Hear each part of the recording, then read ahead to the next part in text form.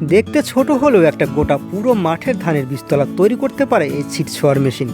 আধুনিক প্রযুক্তিতে নিখুঁতভাবে বীজ বপনের সমাধান দিতে পারা এই মেশিন বদলে দিচ্ছে পুরো বীজতলা তৈরির প্রক্রিয়া। আসসালামু আলাইকুম। সাধারণত ট্রেতে যখন আমরা চারা উৎপাদন করব, সেই ট্রেতে কিভাবে আমরা বীজতলা তৈরি করব, এটা একটা অটোমেটেড মেশিন সিড সোয়ার। এর মাধ্যমে আমরা একটা ট্রেতে বীজ ফেলবো এবং সেখানে আমরা চারা উৎপাদনের জন্য ট্রে প্রস্তুত করব। অল্প জায়গাতে অল্প সময় অল্প খরচে এই মেশিন দিয়ে বীজতলা তৈরি করা যায় বিধায় কৃষক পর্যায়ের জনপ্রিয়তা ব্যাপক হারে বৃদ্ধি পাচ্ছে, যা কৃষিকে আরও গতিশীল করে কৃষকদের দিচ্ছে আধুনিকতার ছোঁয়া।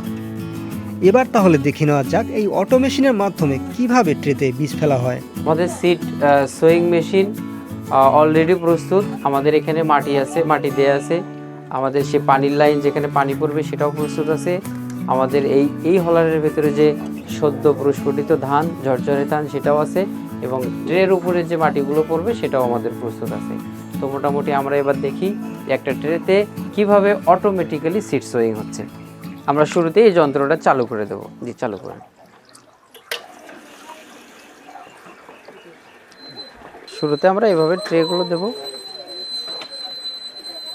ট্রে দেওয়ার পরে এই যে এখানে অটোমেটিক্যালি এই হলার থেকে আমাদের যে ঝুরঝুরে মাটিগুলো এগুলো ট্রেতে পড়ে যাচ্ছে এবং এই যে ব্রাশটা আমরা দেখছি, এই ব্রাশের মাধ্যমে কিন্তু মাটি সমানভাবে ট্রের উপরে পড়তেছে।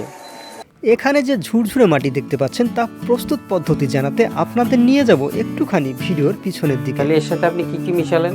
এর সাথে তো আপাতত আমি মিশিয়েছি টিএসপি, এমওপি এবং ভার্মি কম্পোস্ট। কি পরিমাণ?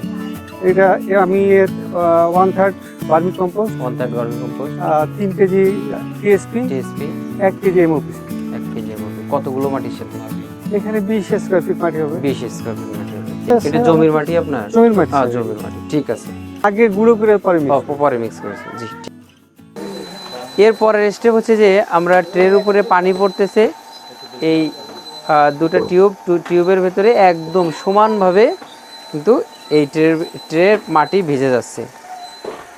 এর পরের যে স্টেপটা, এটা হচ্ছে হলার। এখানে আমাদের ধান আছে, সেই ধানগুলো আমরা একটা নির্দিষ্ট অনুপাতে কিন্তু এই ট্রেতে সুন্দর করে সমান অনুপাতে পড়ে যাচ্ছে।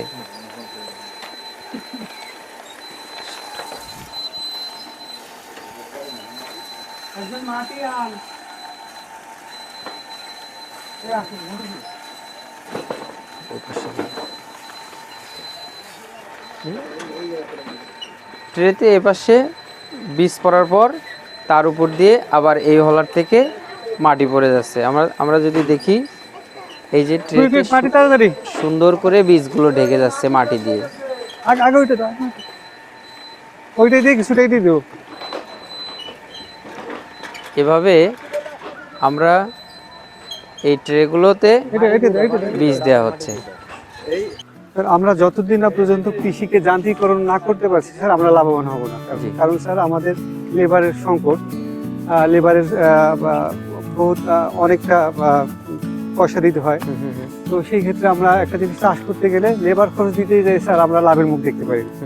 আমরা যদি স্যার সেটা যান্ত্রিকরণ করতে পারি, আমরা অল্প সময়ে অল্প খরচে এবং অল্প শ্রমিকের দিয়েই আমরা একটা কাজ করতে পারবো এবং ফসলও ভালো হবে স্যার, এবং উৎপাদন ভালো হলে আমাদের অবশ্যই লাভ হবে।